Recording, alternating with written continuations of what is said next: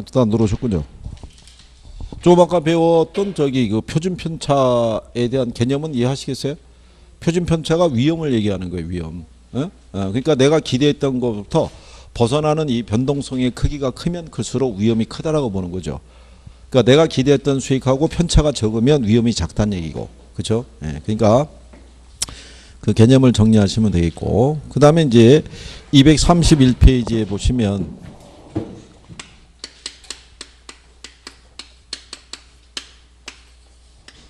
수익률이라고 제시가 되어 있어요.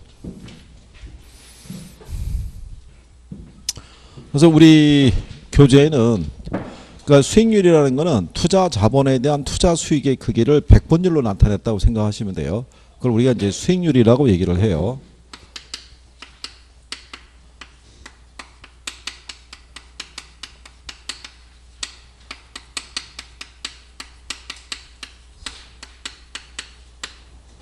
그러니까 내가 만약에 1억을 투자해서 1,000만 원의 수익을 올릴 수 있다 그러면 그로부터 발생하는 수익률은 한 10%라고 볼 수가 있겠죠. 그죠? 이 수익률에 대한 종류를 보면 기대 수익률이라는 애가 있고요. 그 다음에 요구 수익률이라는 애가 있고, 그 다음에 실현 수익률에서 세 가지가 있다고 했을 때, 자, 지난번에 이 수익률 설명할 때 말씀드린 거죠. 투자자는 투자를 결정하기 전에 두 가지를 비교해서 투자 결정을 해요. 뭐하고 뭐를 비교한다 그랬어요? 뭐하고 뭐를? 얘하고 얘를 비교하는 거예요. 얘는 투자의 결과로 나오는 거예요. 그러니까 이거는 사후적 수익률이에요. 사후적 또는 역사적 수익률이다.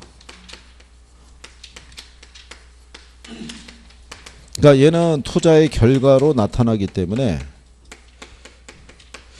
투자자가 투자를 할 것이냐 말 것이냐를 결정할 때는 실현 수익률은 관계가 없는 거예요. 무슨 말인지 아시겠죠?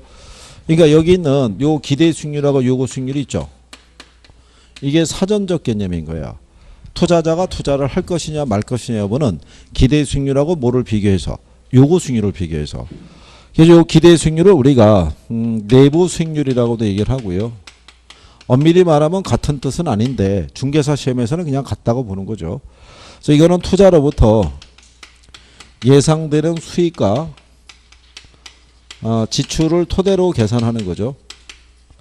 1억을 투자했더니 경비 제하고 한 1,000만 원의 수익을 기대할 수 있다 그러면 기대 수익률은 한 10%다 이렇게 얘기할 수도 있을 거예요. 그죠? 그러면 요구 수익률은 우리가 외부 수익률이라고 그랬어요. 얘는 투자 자본에 대한 기회비용의 성격을 가지고 있고요. 투자를 하기 위해서 충족되어야 할 최소한의 수익률을 우리가 요구 수익률이라고 얘기를 했어요. 그래서 요 시험에서 이게 지금 최소한의 수익률인데 최대한의 수익률이다 이렇게 틀린 지문으로 쓴 적도 있어요. 최근에. 그렇죠? 그럼 우리가 지난번에 이제 이렇게 설명하는 거죠. 간단하게 이제 예를 든다 그러면 여기 이제 투자 부동산이 있어요. 근데 이 부동산에다가 10억이라는 돈을 투자하면은 경비를 제하고 1억의 수익을 기대할 수 있대요. 그러면 이 투자로부터 10억 투자해서 기대할 수 있는 수익률은 10%겠죠. 10억 투자해서 얼마? 1억의 수익을 기대할 수 있으니까. 그러면 이 사업으로부터 발생하는 기대 수익률은 몇 프로? 10%. 자, 근데 이제 지난번 이렇게 설명한 거죠. A라는 사람은 현재 5억을 가지고 자산을 투자 운영하고 있는데 이 중에 3억은 어떤 자산에 투자해서 5%의 수익이 발생하고 있고요. 나머지 2억은 은행에다가 돈을 예금을 해서 역시 또 5%의 수익이 나오고 있다라고 가정하자고요. 그러면 3억의 5%면은 이 사람이 1,500만 원의 수익과 2억의 5%면 얼마겠어요? 1,000만 원. 그럼 현재 2,500만 원의 수익을 내고 있잖아요. 그렇잖아요. 근데 누군가가 권유를 하는 거예요. 여기다 투자해보라고. 네. 네가 지금 현재 5억을 가지고 투자해서 2,500을 벌고 있는데 똑같이 네가 어디선가 5억을 더 조달해서 10억을 운영하더라도 5천밖에는 수익이 더 나오겠냐 이거야. 근데 여기는 10억 투자하면 얼마 벌 수 있다는 거야. 1억을 벌 수 있으니까. 그러면 이 사람이 만약에 이 사업에 투자하기로 결정을 했으면 현재 자기가 올리고 있는 요 수익이 있죠. 이 수익은 포기해야 되죠. 쟤를 선택해야 되니까. 그럼 여기 있는 요 2,500만 원이 얘를 선택하면서 포기하는 기회병의 성격을 가질 거 아니에요. 그렇죠? 근데 이 사람은 현재 가지고 있는 돈이 5억밖에 없잖아요. 근데 여기 투자하기 위해서는 10억이 필요하잖아요. 그러면 나머지 5억은 어떻게 해야 돼요? 이걸 차입을 해야 될 거 아니에요. 차입을 할 때 이자가 8%래요. 그럼 5억에 8%면 이게 4천일 거 아니에요. 그렇죠? 그러면 이 사람이 여기에다 투자하려고 그러면 얼마를 투자할 때? 10억을 투자할 때 내가 포기한 비용이 2,500이죠. 여기 4천만 원이라는 거는 자기가 추가로 감수하는 위험이잖아요. 여기다 투자하지 않으면 굳이 이걸 감수할 필요가 없잖아요. 그러면 2,500하고 4천을 합하면 6,500이죠. 그러면 최소한 이 사람은 이 부동산에 투자하기 위해서는 10억에 대한 6,500이니까 최소한 몇 프로의 수익률은 주어져야 돼요. 6.5%. 요게 요 투자자의 요구 수익률이라고요. 근데 이 사업에서는 그거 이상의 수익을 기대할 수 있잖아요. 그럼 나는 위험을 감수하고 투자할 수 있어요, 없어요? 투자할 수 있을 거 아니에요. 그래서 투자자는 기대 수익률하고 요구 수익률을 비교했을 때 뭐가 크면 기대 수익률이 요구가 크면은 투자한다는 얘기예요. 그것만 이해하시면 돼요. 그것만. 네? 그것 때문에 이 예를 들어드린 거예요. 그러면 우리가 여기서 별표를 해야 될 것은 233페이지 가면 중간에 기대 수익률과 요구 수익률의 관계라고 돼 있죠. 예, 그거를 별표하시는 거예요. 그거를 시험에서 그거를 물어보니까.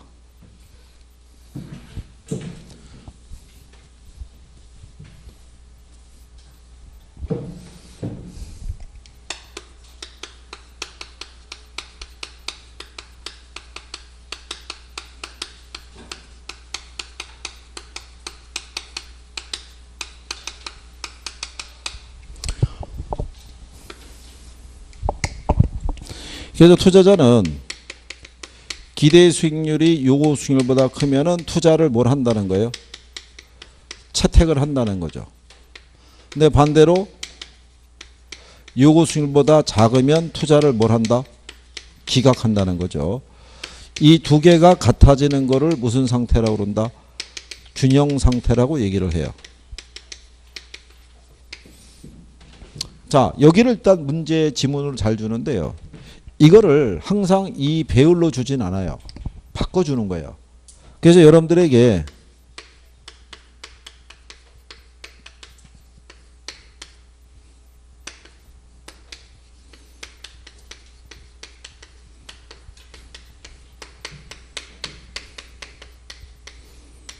요거 수익률이 기대 수익률보다 클 때 있죠. 투자를 채택해요, 기각해요.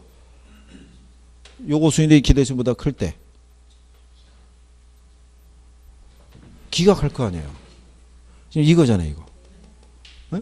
이거를 여러분들에게 줄 때 이렇게 등호로 안 준다고요. 문장으로 풀어주지. 그러니까 그걸 갖고 내가 판단을 빨리 할 수 있으면 되는 거예요.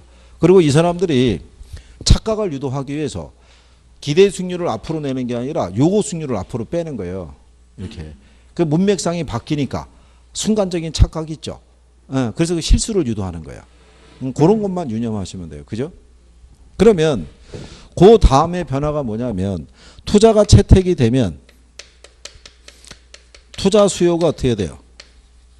증가하니까 부동산의 가치가 어떻게 돼요? 상승하죠? 그러면 기대 수익률이 있죠. 얘는 떨어져요. 그래서 다시 균형으로 돌아가는 거예요. 무슨 말인지 아시겠나요? 그러면 이게 투자를 기각한다는 얘기는 투자 수요가 줄죠. 그러면 부동산의 가치는 어떻게 돼요? 하락하잖아요. 그러면 기대 수익률이 상승해요. 그래서 다시 균형 상태로 가는 거예요. 그러니까 나중에 문항상에서 봤을 때 기대 수익률을 축으로 해서 정리하시면 돼요. 1억 투자해서 1,000만 원의 수익을 기대할 수 있으면 이게 몇 프로예요? 10%잖아요. 10%. 근데 만약에 부동산의 가치가 상승해서 2억에서 10%면은 이거 5%밖에 안 되잖아요. 가치가 상승하면 기대 수익률이 어떻게 돼요? 줄어드는 거예요, 이게. 그래서 요 균형 상태를 우리가 유지하는 게 따로 논리가 있어요. 근데 그거는 또 하면 지금 하면 또 어렵다고 생각할 거예요. 일단 요거라도 정리를 해 주시면 우리가 5, 6월 달에 심화할 거 아니에요. 그죠? 이제 그때 그것도 다 해보는 거죠. 거기까지. 근데 그것도 별 의미는 없어요. 그냥 이것만 이해하면 끝나는 거예요, 그냥. 예? 근데 항상 여기서는 얘가 얘보다 크죠. 예, 그럼 균형 상태가 되려고 그러면 큰 애가 작아져야 돼요. 그러면 같이 같아질 거 아니에요. 그럼 여기서는 얘가 지금 얘보다 작죠. 작다는 얘기는 얘가 다시 커지면 균형 상태가 되는 거예요. 예? 그렇게 그렇게만 정리하시면 돼요. 무슨 말인지 이해하시겠나요? 거기까지 시험에 써요. 거기까지.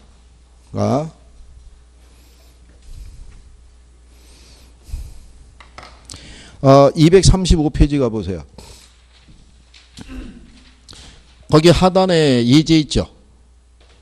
예, 부동산 투자의 위험과 수익에 관한 설명으로 틀린 걸 물어봤을 때 2번 지문에 보면 투자 결정은 기대 수익률과 요구 수익률을 비교함으로써 이루어지는데 투자자는 투자 대안의 기대 수익률이 요구 수익률보다 클 때 투자를 하게 되겠죠.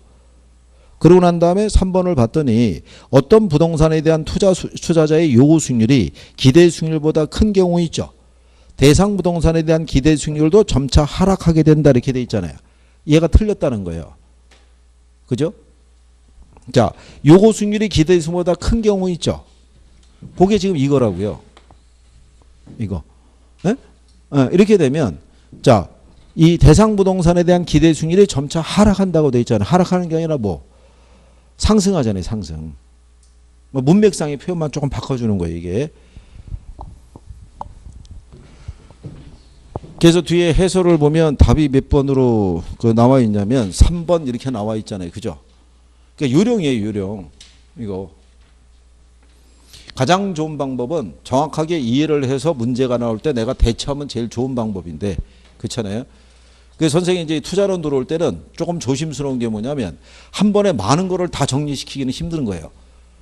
간신히 지금 표준 편차하고 이 기대 수익률 구하는 거 뭐 이런 거 해볼만 하다 뭐 이렇게까지 갔는데 갑자기 뭔가 확 들어가잖아요. 그러면 얘가 싫어지는 거예요. 그러면 이제 얘를 멀리 하게 되죠. 그러면은 40문제 중에서 거의 뭐 8문제를 버리고 출발하는 건데 그러면 확률이 떨어질 거 아니에요. 그죠? 그러니까 어느 정도는 조금씩 이제 맞춰서 가는 거죠. 근데 그게 빨라지려고 그러면 여러분들이 공부를 좀 해주시면 되는 거죠. 복습을. 그죠? 최천여. 무슨 말인지 이해돼? 이천여. 무슨 말인지 이해돼? 빨리 얘기를 해야 될 거 아니야. 그러지 알려드리고 뭐 그럴 거 아니야. 이해되겠지? 마지못해서. 이거 다 할 수 있어야 돼요, 이거. 그 다음에 이게 또 순서가 좀 그렇게 돼 있는데 229페이지 가보세요.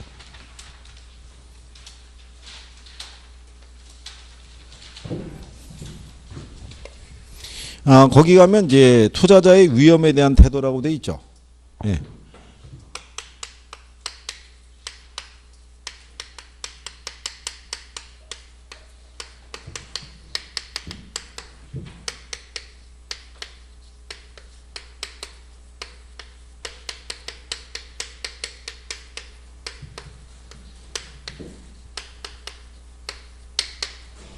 자, 이것도 우리가 이제 지난번에 해보신 거예요. 위험에 대한 투자자의 행동 또는 태도라고 얘기를 해요. 자, 일단 투자자들이 위험 혐오적인 행동을 해요. 그럼 투자자들의 위험 혐오적인 행동이라는 거는요, 기대 수익률이 동일한 두 개의 투자 대안이 있으면 뭐가 작은 쪽을 선택한다는 거예요. 예, 위험이 작은 쪽을 선택한다는 것을 투자자들의 위험 혐오적인 행동이라고 그래요. 그러면 이런 위험 혐오적인 행동을 하는 투자자들은 위험을 감수하고 투자해야 안 해요? 예? 위험을 감수하고 투자해야 안 해요? 하겠죠. 그렇죠? 위험을 감수하고 뭐 한다? 투자한다는 거죠. 그게 여기 이제 포인트인 거예요. 이게. 위험 혐오적인 행동을 하는 투자자들도 위험을 감수하고 뭐 한다는 거예요. 투자하는 거예요. 그러면 어떨 때 투자를 하냐면 이 위험을 감수할 만한 대가 있죠. 대가. 예, 대가가 주어지면 감수하고 투자하는 거예요. 위험을 전혀 감수하지 않으면 투자자가 얻을 수 있는 거는 은행의 이자 수익밖에 없는 거예요. 그러니까 투자를 할 때는 반드시 그 대가를 보고 투자하게 할 거 아니에요. 그러니까 요 대가가 이제 주어지면은 투자를 할 때 그게 어떤 상황이냐면 기대 수익률하고 뭐하고 요거 수익률을 비교했을 때 얘가 얘보다 크면 투자한다고요. 무슨 말인지 아시겠나요?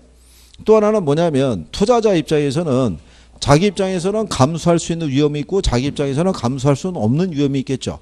즉 피할 수 있는 위험이 있고 피할 수 없는 위험이 있잖아요. 아까 우리가 한 사업위험 이런 거는 피할 수 있다 없다. 아까 우리가 왜 조류독감 이런 거 터지고 이런 거 있잖아요. 아니 대표적으로 우리나라에서 왜 중국 애들 대상으로 왜 관광했던 그 사업했던 사람들이 있잖아요. 지금 뭐 부도난 기업이 한둘이겠냐고요. 한 3년을 쉬었으니. 그렇지 않겠어요? 근데 그런 식에 대한 중국하고의 그런 상태가 될지를 어떻게 알았겠어요? 그건 정치적인 상황인데. 그렇잖아요. 그러면 그래도 내가 투자할 때는 그런 리스크도 감수하고 들어가야 될 거 아니에요. 그죠? 그럼 이 사람들의 입장에서는 무슨 위험이 주어지면 피할 수 없는 위험이 있죠. 네. 이 위험이 주어지면 반드시 대가를 요구하는 거예요. 반드시 뭘 요구한다? 대가를. 그래서 이거를 높여서 대체해요. 뭐를? 요구 수익률을. 아까 우리가 요구 수익률이 있었잖아요. 배울 때. 그게 커지는 거예요. 그게. 그럼 그게 커지면 그 투자로부터 기대하는 기대 수익률이 최소한 그 요구수보다는 커야 될 거 아니에요. 기대치도 높아질 수밖에 없는 거예요. 자, 그래서 이 투자자의 유형을 보면 위험 회피형이 있고 위험 중립형이 있고 위험 선호형이 있으면 어느 게 제일 합리적인 투자자라고 그랬었어요? 어? 셋 중에 어느 게 제일 합리적이다? 어?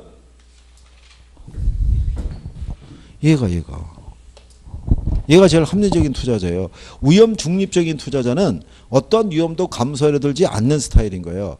그러니까 생활신조가 가늘고 길게 살자 뭐 이런 것도 있죠. 은행에 정기에게만 돈을 투자하는 사람이고 그러면 위험 선호형적인 투자자 있죠. 이 사람은 누구냐면 갬블러적인 생각을 갖고 있는 거예요. 위험을 즐기는 사람이라고요.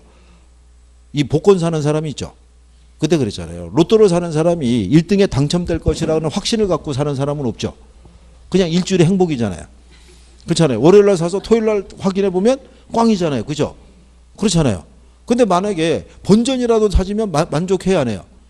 만족할 거 아니에요. 그러니까 자기가 부담하는 위험에 대해서 높은 수익은 바라지 않는 거예요. 혹시나 하는 심정으로. 그렇잖아요. 여러분 주변에 그 로또 당첨됐다는 사람 본 적 있나요? 거의 없어요. 누군가가 매주 되기는 되는데 실체는 확인할 길 없이 그냥 되긴 되는 거예요. 그죠? 그런 사람이 위험 선호적인 사람이에요. 그러면 만약에 이 셋 중에 동일한 위험이 증가하잖아요. 그럼 그 위험에 대한 대가가 반영된 게 뭔데? 요구 수익률이잖아요. 그러니까 요구 수익률이 크게 다 틀려요.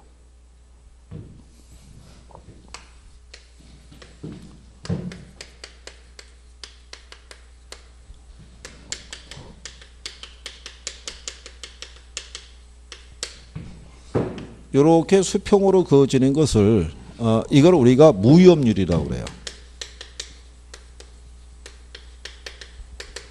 그러면 무위험률은요. 정기예금 이자율, 국공채무자율 이런 걸 표현하는 거예요. 요 무위험률에 의해서만 투자가 이루어지는 사람이 누구다? 예, 위험 중립적인 투자자예요. 그러니까 이 사람은 어떠한 위험도 감수한다 안 한다? 안 하는 거예요. 그냥 이 이자율의 수익만 갖고 이제 투자하는 거예요. 근데 투자를 하다 보면은 위험이라는 게 발생할 수 있어요, 없어요? 아까 우리가 표준 편차가 위험이라고 그랬죠. 예, 이게 한 2% 발생한 거예요. 그럼 내가 기대했던 것보다는 한 2% 정도는 편차가 발생할 수 있다는 얘기죠. 그럼 여기에 대한 대가를 요구해야 될 거 아니에요. 그럼 여기 있는 위험 선호형적인 투자자 있죠. 이 사람은 자기가 부담하는 위험에 대해서 높은 대가를 바라진 않아요. 한 약간의 수익만 주어줘도 위험을 감수하고 투자하겠다는 거예요. 그러면 이 사람의 무차별 곡선의 기울기는 이렇게 완만하게 움직여져요. 이게 위험 선호용적인 투자자를 얘기를 해요. 근데 여기 있는 위험 회피형 투자자 있죠. 예, 이 사람이 이제 여기 부동산 투자로서 얘기할 때 일반적인 투자자 하면 다 이 사람 얘기하는 거야. 그러니까 이 사람이 제일 합리적인 투자자라는 거야. 그럼 이 사람은 자기가 부담하는 위험에 대해서 반드시 높은 대가를 요구해요. 이렇게.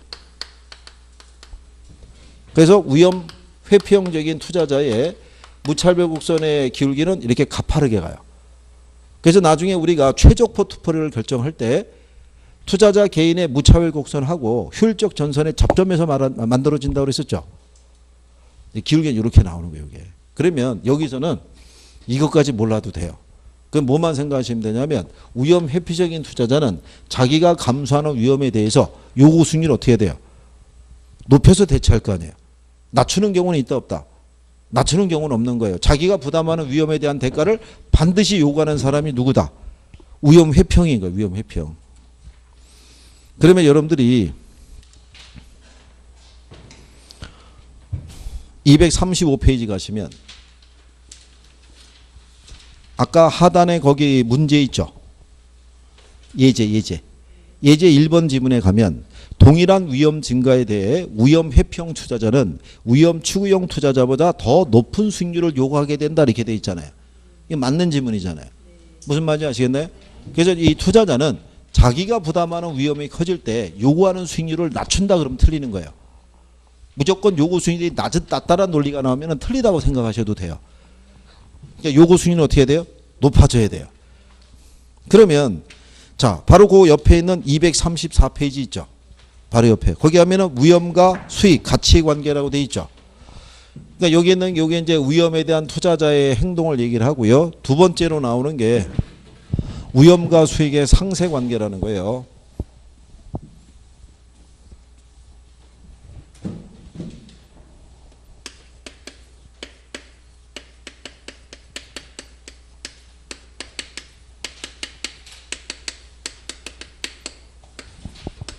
위험과 수익의 상세 관계라는 것은요. 위험과 수익은 서로 무슨 관계가 있다는 거예요? 비례 관계, 비례. 거기 보면 나와 있죠. 위험과 수익은 무슨 관계? 비례 관계. 부담하는 위험이 크면 클수록 요구하는 수익도 커진다고 돼 있죠. 이 같은 관계를 위험과 수익의 무슨 관계라고 얘기한다? 상세 관계라고 얘기하는 거예요.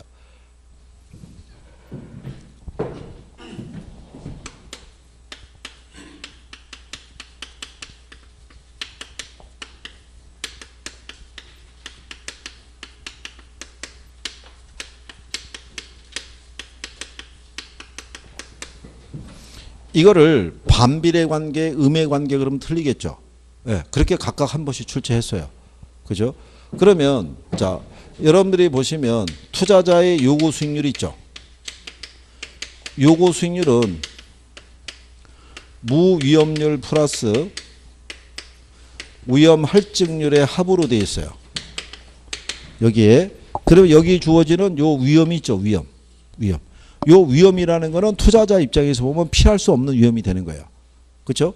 그럼 이 위험이 커지면 위험에 대한 대가인 요구 수익률도 커져요, 안 커져요? 커질 거 아니에요. 근데 요 위험에 대한 할증률이라는 게 위험에 대한 보상률이라고요. 위험에 대한 보상률은 투자자의 위험에 대한 태도에 따라 같아요, 틀려요? 틀릴 거 아니에요. 여기 있는 위험 중립적인 투자자는 어떠한 위험에 대한 대가도 요구할 수가 없죠. 위험을 감수하지 않으니까. 근데 위험 선호용적인 투자자는 약간의 수익만 주어줘도 감수하고 투자하는 사람이잖아요. 그러니까 위험에 대한 대가를 많이 안 넣을 거 아니에요.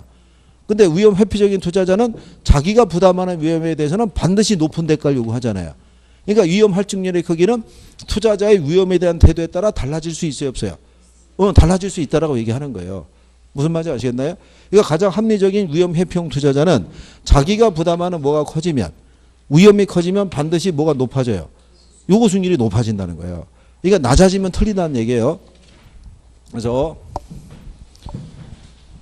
그거를 이제 여러분들이 구별을 할 수 있으시면 되죠. 그래서 여러분들이 저기 있는 저 무위험률이 있죠. 예, 무위험률은 국공채 이자율을 얘기를 해요. 국공채 이자율을. 거기 보면은 234페이지에 하단에 무위험률이라고 있잖아요. 그죠? 그래서 무위험률은 국채나 공채의 실질 이자율 같이 장래에 기대되는 수익이 확실한 경우의 수익률을 뭐라 그런다? 무위험률이라고 그래요. 그러면 옆 페이지에 가면은 위험 할증률이라고 있죠. 자, 투자자의 요구 수익률은 개인으로서 피할 수 없는 위험이 증대됨에 따라 아울러 상승하는데 이때 증대되는 위험에 대한 대가를 위험 할증률이라고 얘기를 해요. 그러면 위험 할증률은 시장 위험뿐만 아니라 개별 투자자가 안고 있는 위험에 따라서 변한다는 얘기죠. 그래서 투자자의 개별적인 위험 혐오도는 시장의 위험률하고는 상관이 없고 위험 할증률과 관련이 있다는 얘기죠. 그래서 동일한 위험 증가에 대해 위험 기피적일수록 위험 할증률은 커진다 이런 얘기잖아요. 그 위험 기피적이라는 게 누구겠어요? 위험 회피적인 거. 그래서 위험에 대한 태도에 따라 달라지니까 요거 수익률은 무슨 수익률이라는 거예요? 주관적 수익률인 거예요. 여기 위험 회피형적인 투자자가 생각하는 이 위험에 대한 대가와 이 사람이 생각하는 대가와 이 사람이 생각하는 대가가 서로 다르겠죠. 그래서 주관적 수익률이라고 얘기하는 거예요. 요거 수익률이라는 게. 그러면 얘가 커지면 얘가 커지잖아요. 그러면 여기 있는 무위험률이 있죠. 얘가 커지면 얘가 커져야 안 커져요. 이게 지금 907 1이라고 했잖아요. 얘가 커지면 얘도 커지는 거예요. 투자자는 여기다 투자하는 대신에 부동산에 투자한 거 아니에요. 그러니까 부동산의 투자를 선택함으로써 포기한 기회비용하고 성격이 또 같은 거예요. 그러니까 여기에 올라가면 얘도 올라가는 거예요. 결론적으로는 얘가 올라가면 반드시 올라가고 얘도 올라가면 올라가는 거죠. 거기까지 시험에 낸 거예요. 거기까지. 그래서 위험과 수익의 상세 관계도 지문으로 써요. 그러니까 용어 정도는 알아두시는 게 필요하죠. PC 효과는 참고하셔도 되고. 그 다음에 이제 뒤로 넘어가시면 237페이지에 위험관리기법이라고 나와 있죠. 예, 걔들도 이제 시험상에서 가끔씩 물어보는 거예요. 아까 우리가 위험관리에 대해서 간단하게 해봤었죠. 투자자들은 위험에 대해서 어떻게 대처할 것이냐 이런 얘기죠.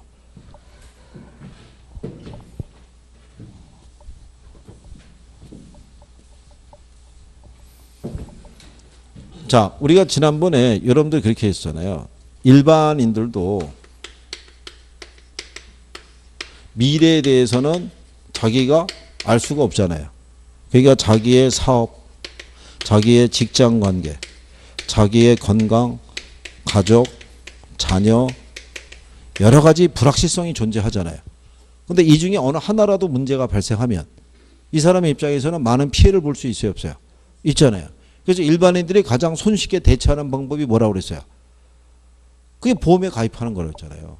일반인들이 왜 암보험에 가입을 하고 생명보험에 가입을 하고 무슨 교육보험 이런 가입하는 이유가 뭐겠어요?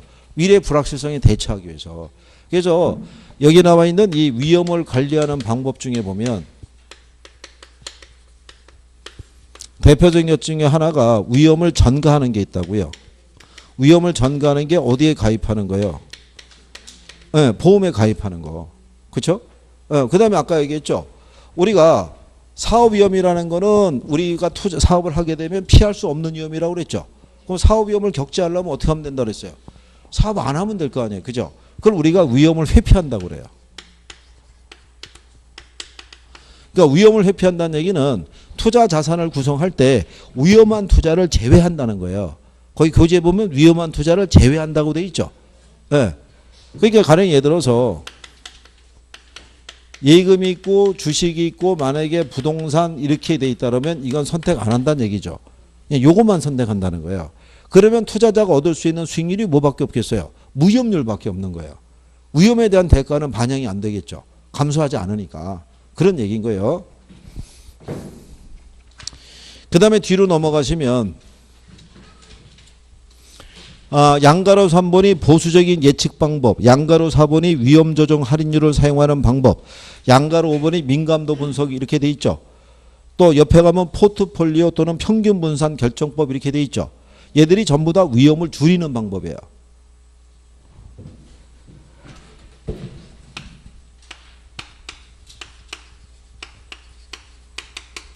위험을 뭘 하는 방법? 줄이는 방법. 그럼 내가 위험을 감수하고 들어가면 부득이하게 내가 위험에 처할 수밖에 없잖아요. 그죠? 그럼 가급적이면 그 위험을 줄일 수 있는 방법이 있으면 그 방법을 선택을 할 거 아니에요. 그죠? 그래서 첫 번째가 보수적 예측에 의한 이 기대 수익률을 하향 조정하는 거예요. 자, 기대 수익률을 하향 조정한다는 것은요, 투자 수익을 측정할 때 최대, 중간, 최소가 있으면 만약에 수익률이 10%, 8%, 5% 이렇게 있으면 얘를 선택한다는 거예요. 수익률이 제일 작은 애. 그죠? 얘를 선택하면 위험이 줄어들죠. 우리가 저기다 위험과 수익의 상쇄관계라고 해봤죠. 위험과 수익은 서로 무슨 관계? 비례관계니까 수익이 작으면 위험도 작아진다는 거예요. 무슨 말인지 아시겠나요? 그거를 선택함으로써 우리가 위험을 줄이는 방법을 하는 거예요. 그래서 기대 수익률을 뭘 한다는 거예요? 하향 조정하는 거예요. 이걸 상향 조정한다면 틀릴 거 아니에요. 그죠? 그 다음에 위험 조정 할인율을 사용하는 방법이 있죠.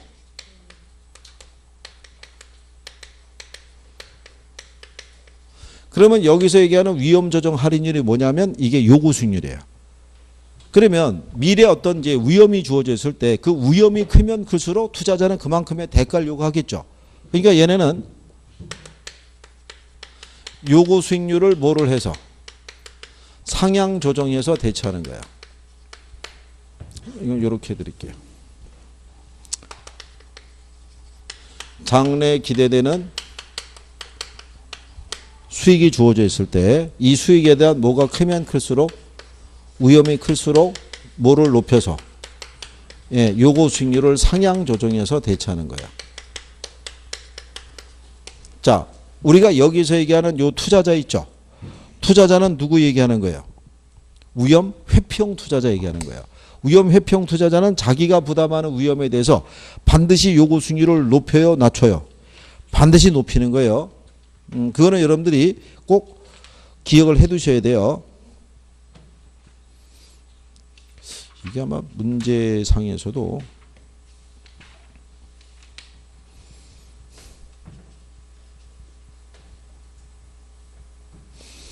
그리고 이제 거기 256페이지 한번 가보세요.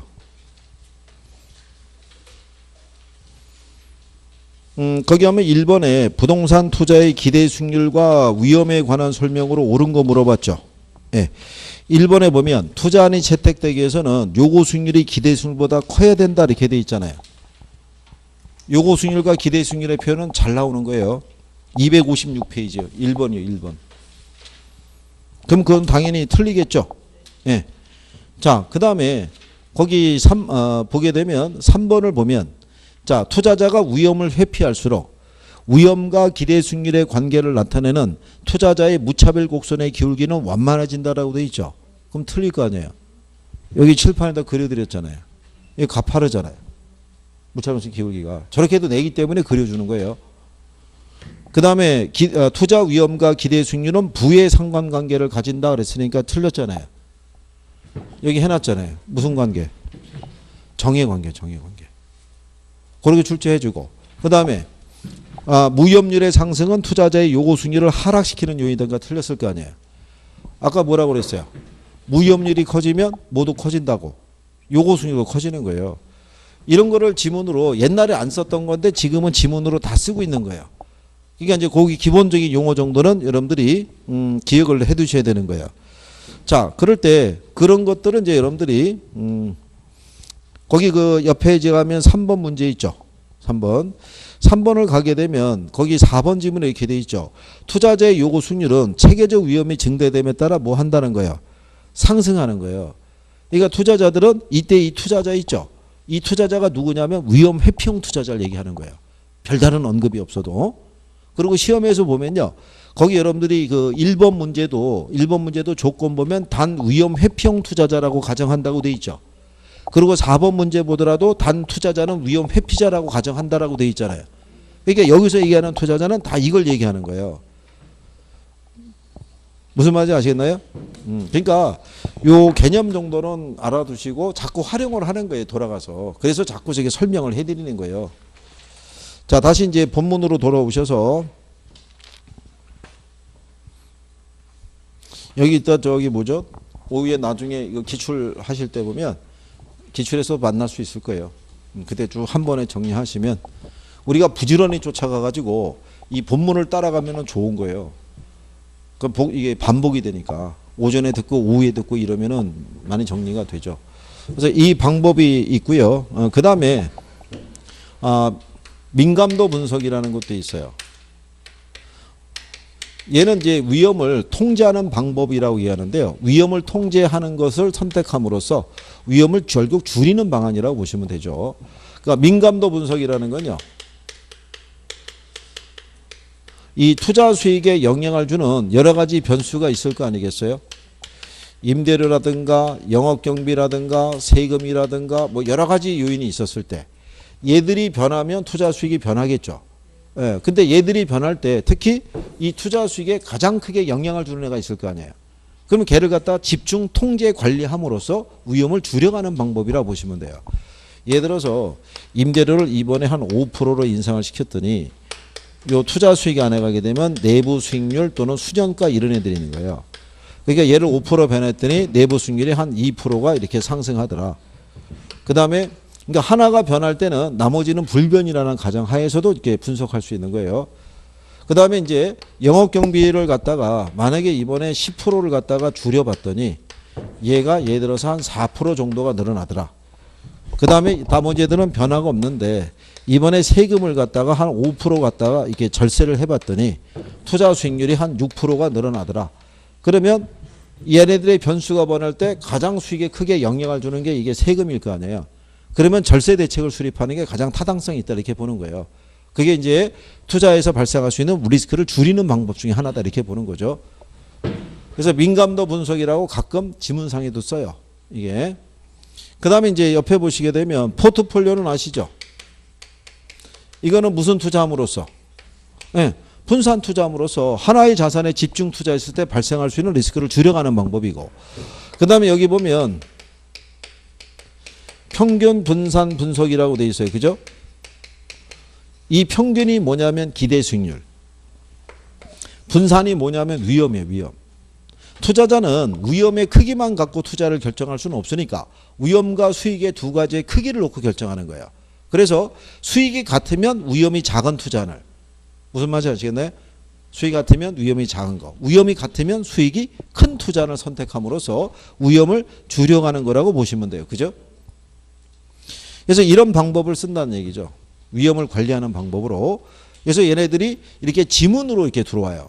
이 예전에 단독으로도 문제가 출제가 됐는데 근래는 지문으로도 활용하니까 그 정도까지는 기억을 해 두셔야 돼요. 이 평균분산 결정법에 대한 글은 다음 주에 오시면 하시게 될 거예요. 243페이지에 가면 평균분산 결정법과 포트폴리오 이론 이런 거 나와 있죠. 예, 이제 거기서부터 하시게 될 거예요. 그죠? 자, 오늘 이제 여러분들이 용어상에서 그죠? 여러 개 하신 거예요. 예, 그래서 정책상에서 토지정책에서 지역지구제 뭐 이런 것부터 출발해서 개발권 양도제 이런 거 하고 임대주택 정책에 가서 임대료 규제, 임대료 보조, 공공주택의 용어까지 우리가 정리한 거예요. 그다음에 조세 전가와 귀착 아시죠? 탄소 비례 이런 거 배웠던 거예요. 기억하시나요? 예, 그런 거 정리하고 투자론 들어온 거예요. 그래서 위험의 종류, 아까 수익률의 계산 뭐 이런 것도 있죠. 이런 용어들을 쭉 한 번에 정리했기 때문에 한 번 정도 이렇게 쭉 읽어보시는 게 필요해요. 예, 그래야지 복습도 되고 정리할 수 있다는 얘기죠. 그러니까 우리가 어쨌든 간에 힘들어도 떨어진다는 생각은 안 하고 있잖아요. 그죠? 상당히 근데 이율배반적인 거예요. 그죠? 공부는 안 하지만 떨어지지는 않을 거라고 생각한다는 거는 참 그렇잖아요. 매칭이 안 되잖아요. 그죠? 근데 얼굴 표정은 뭐냐면 그래도 빠지지 않고 나오는 것만 해도 어디야 뭐 이렇게 지금 생각하는 것 같아요. 그게 이제 얼마 안 남았다는 거죠. 4월이잖아요. 4월로 이미 들어왔다는 얘기는 곧 5월이란 얘기죠. 그렇잖아요. 조금 있으면 여러분들이 반팔 입고 다니실 거예요. 그렇잖아요. 그 팔 길이 길어지면 시험장 가시는 거고. 그러니까 복수 조금만 해주세요. 자, 한 주 잘 보내시고 다음 주에 뵙겠습니다. 고생했습니다. 수고하셨습니다.